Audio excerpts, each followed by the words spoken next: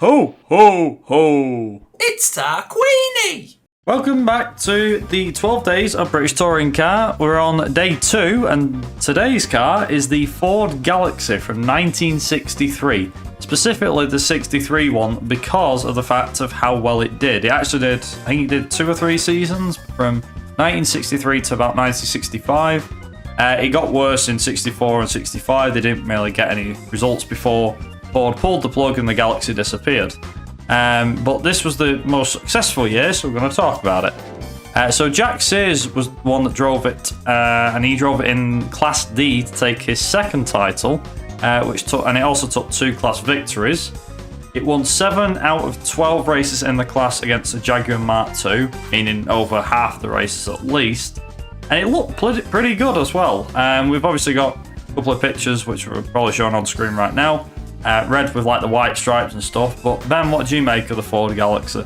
I like the fact that at the time it was sort of it was one of them sort of interesting cars from America, which you don't really hear about much in British touring cars, especially nowadays. You don't think of it. And it was quite similar to the NASCAR spec cars back then, slightly different in a few areas, but wasn't that far off. It was the closest you'd ever get to something like that happening over here, apart from the Euro NASCAR.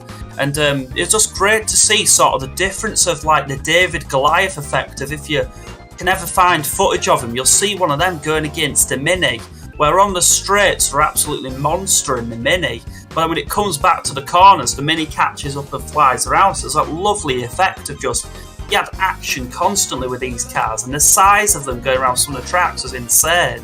Yeah, I was going to say, they look like they took like half the track on their own. They're very wide cars, the Ford Galaxie. Well, the Galaxies back then were, anyway. They literally look, to me, they always look like a bit of a lowrider.